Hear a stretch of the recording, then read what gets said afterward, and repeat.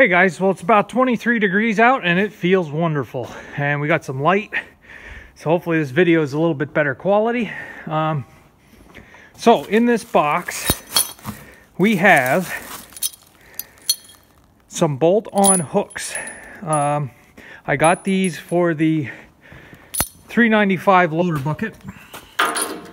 So I have some hooks to hook a chain to lift stuff. This bucket has no hooks on it at all and no way to hook a chain to lift stuff. I tossed around a few different ideas. I was thinking of just getting this part here and welding it fast to the bucket. I had some other hooks I was thinking of putting on, but I was getting too fussy, I guess, and decided on these. I did get 3 of them. They are pretty heavy duty. I'm thinking maybe one on each end and then one in the center. It's nice to have some hooks to lift stuff up and be able to use a chain. So these are from Distributors. If you guys are interested, you can get them online. They come with the hardware. They're pretty heavy duty. Looks like the weld's pretty good on them. The plate is pretty thick, and they should be stronger than the bucket itself. So, and I don't know what, I think it was like $50 for 3 of them, which is a little expensive. You can get these a lot cheaper, but I didn't really want to weld on the bucket at this point, not right yet. Drilled 2 holes and put them on, so I'll work on that when I get a chance. So the rest of this video, my last video I posted, I got a lot of questions on the 560. The first question was, how did I mount the seat on the 560? Let's walk around here. Get my other glove on. It's a little chilly. So if you notice, the 560s, they had many different, well, they had a couple different styles of seats. All of them have this base, the same bottom that's adjustable.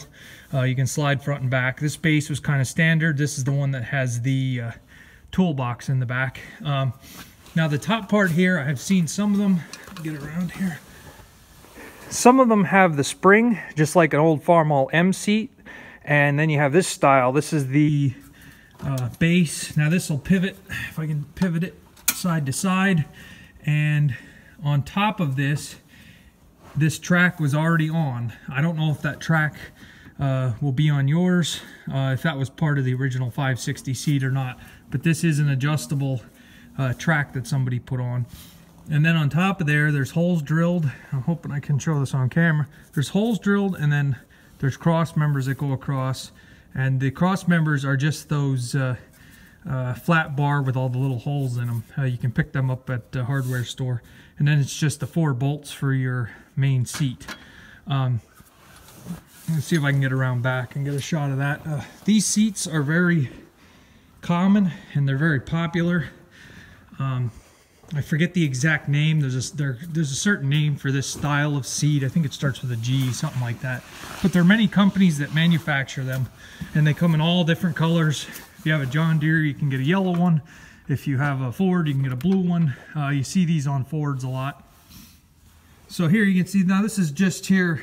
It's like an angle iron with all the holes drilled in that goes across from these adjustable. Yeah, there's your adjustment. That might have been the original base for the original Farmall seat. You pull this out and you can adjust it.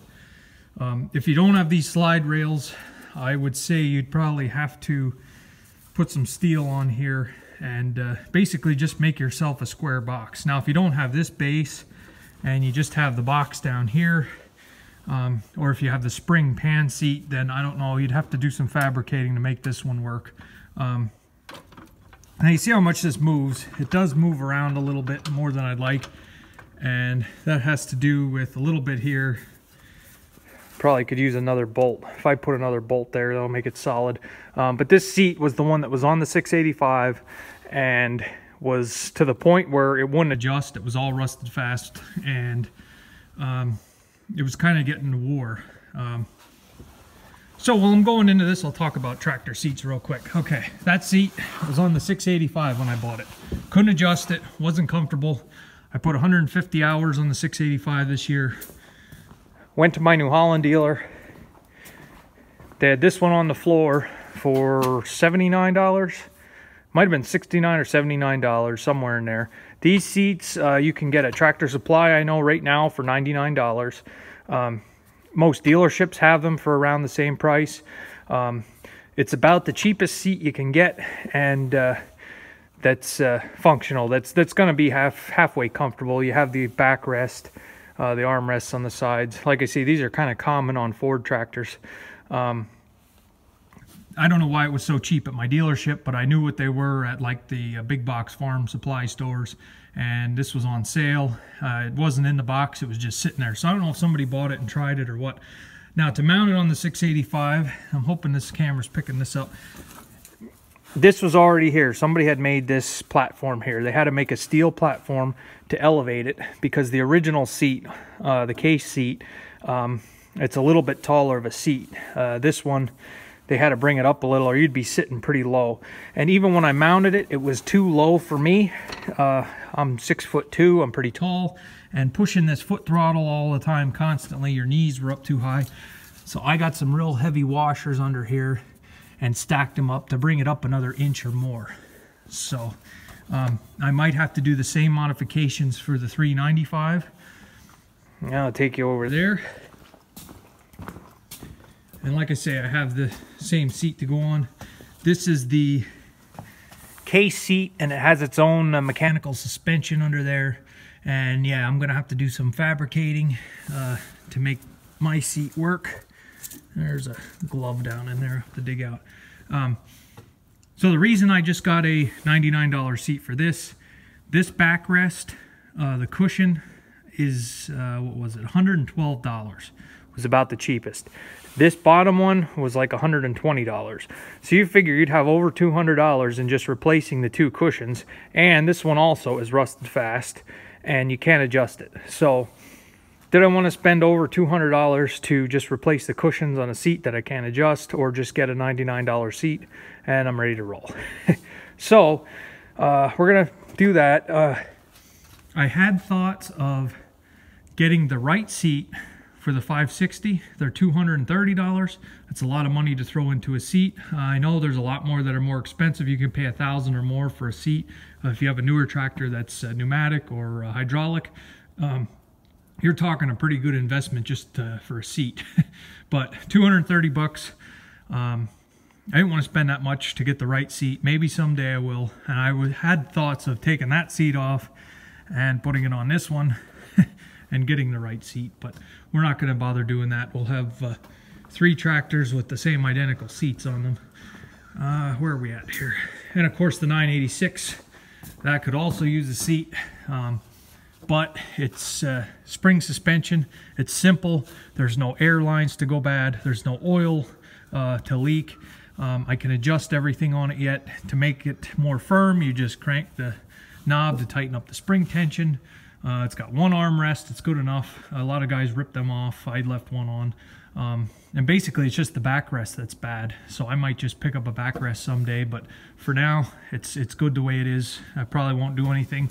It does have a little wear to it. It does flop around a little bit, and that's down in the track down here. It has problems latching, so we'll have to address that. But for the most part, it's a solid enough seat. Has the seat belt, and when I was mowing that hay on that hard hill, I had the seat belt on. The captain goes down with the ship. So that hillside is 25% slopes or more on the USGS thing. So I'd rather have the seat belt on. None of the other tractors have seat belts, which that can be an issue too if you roll over. Like I say, you have the roll bars, but there's nothing holding you to the seat. So you can install a seat belt if you want, and you can pick them up. Wouldn't be too hard, basically just 2 bolts and you have a lap belt. But for now, we just use some common sense of working on the hillsides. Roll bars, I had said in the comments, my wife's uncle was actually had an accident. I'll save that for its own video. I'd like to talk about different farm accidents. Working at the dealership, I heard of a lot of farm accidents and injuries, and I can go into detail on some of that. But my wife's uncle last year had a pretty traumatic accident and was pinned under the roll bar of 584, and he ended up losing his arm because of it. So we'll save that for another video. So the second part of this video, I had some questions about the differences between the 560 and the 460. Diesels, I assume diesels. This, of course, is the 282 diesel engine. This is a 60 horsepower tractor, is what they're rated at. It's not uncommon to have more out of them. I've seen dyno runs of these all the way up to 69, 70 horsepower. It's not hard to tweak these engines. You have to watch the rear ends on these. Now, 1959, any of these made till the end of 1959, they were recalled from International. The rear ends were too light in the final drive because there's too much horsepower. These rear ends are very similar to the Farmall M and the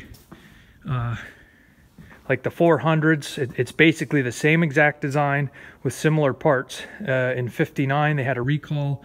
A lot of dealers were scrambling to get them fixed. Now this is a 60, so this one should have had the update rate from the factory. 460s were the same way. The rear ends were a little bit light.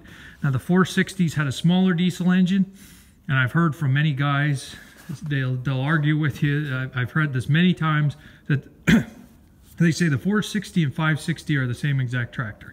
Well, there's some differences in that this is a 282. The diesel on the 460 is smaller. That's only a 50 horsepower diesel rated tractor. It's like a, don't quote me, it's like 236 to something in there. I don't know. Tractor Data will have all that information for the cubic inch. But that was rated at 50. This was rated at 60. The chassis on the 560 is heavier than the 460. The 460s weigh about 600 pounds less. Now, don't quote me on this. This is just what I was told. I had an older guy tell me some of the differences with the chassis and everything. The 560s, the casting and the housings are a little bit beefed up. I don't know how he knew this, but he claimed that they had a different mold for the castings for a 560 versus a 460. So it is a little bit heavier, it's a little bit beefier. I don't know if that had to do with the 1959 updates. I haven't seen too many 460 diesels. There's tons of gas tractors, both 460 and 560. And the early 460s, when they came out, they had problems with their governors. If you lugged down a 460 gas with the older style governors that weren't changed around, set to the new settings, they didn't lug. They would bog down just pulling a hill on the gas engines. So you had your H, the 300 replaced the H. The Super H was replaced by the 350, and the 460 was the replacement for the that series, the 350. As we go up, a lot of guys will say there's always a lot of talk about the 460 gas will pull just as much as an M, and that could be, even though the 560 was more of the replacement for the M, Super M, 400, 450. Your 560s were meant to replace that. Back at that time, there was a huge increases in horsepower, so every series had more power. Your 300 had more power than your H. Your 350 had more power than your Super H. The 460 had more power than your 350. It was just a constant upgrade. And it was around this time also, now again, this is what I was told, don't quote me on it. International at that time was putting most of their engineering and manufacturing, research and development, I think was the word, into diesels, because they figured the future of agriculture and tractors was going to be diesel. The 560 gas, it was basically a pickup truck engine that they recycled from their pickup truck line, and there wasn't much advancements or anything done to the gas motors. Their focus was on diesel, so that's kind of why you start getting up to like the 706. Yeah, they had some that were available in gas. Then you get to the, I think the 856 might have been the biggest model gas engine from International, and then that was it. Gas was done. It was all diesel. So I'm just trying to think what else here, some of the differences. It probably has a heavier clutch, don't quote me. I think there's a different part number for the 560 clutch, and the torque might be the same. Could be a little heavier. There might be subtle changes. Like I said, I haven't worked on too many 460s. 560s were way more common.